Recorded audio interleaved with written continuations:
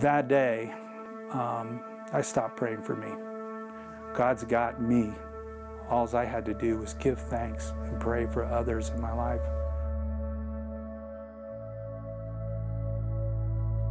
Yeah, it's a great story how God showed up in my life, just almost unexpectedly. The backstory is I just graduated college, could not find a decent job, wound up working construction, setting tile of all things, and it did not pay well. Just had a brand new baby. We were broke. I mean, just poor.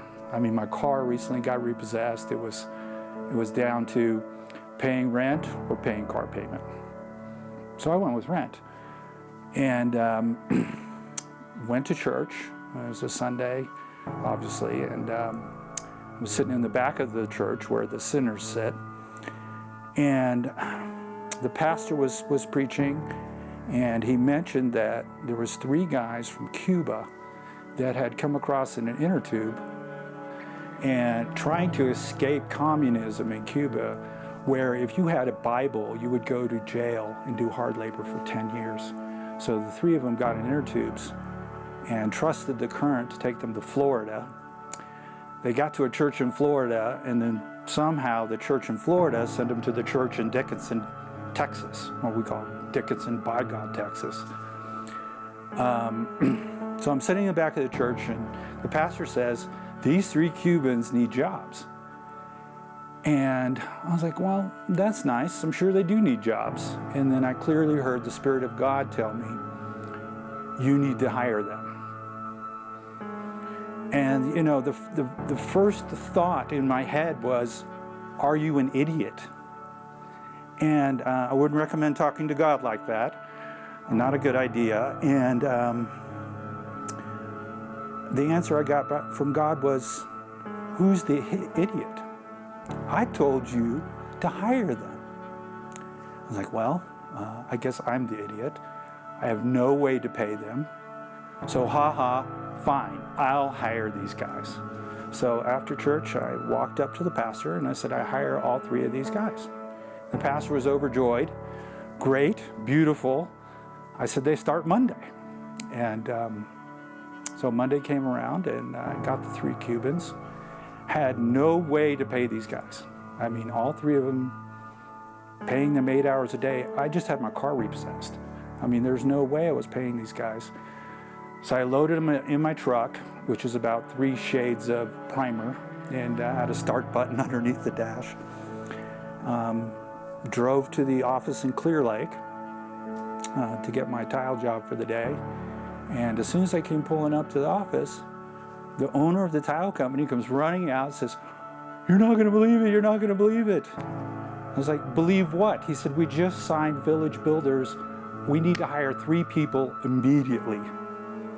And I looked at him, you could have knocked me over with a feather, and I just looked at him and said, yeah, they work for me.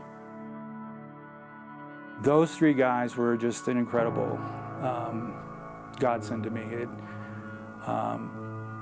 To obey God when there's absolutely no way on earth that I could pay these guys, and to have God show up and just pay their salaries. I mean, talk about next day. And these 3 guys, Ramon, Modesto, and I think his name was Alfredo. It sounds like an Italian food, but I think it was Alfredo. Working with them, learning their language, just loving on them as best as Christ would love on them. They really taught me what it was all about to really trust God with their lives and with their entire being. And through that experience, God just opened doors for me. The job I couldn't find, suddenly I found, and I wound up in the telecommunications and IT field.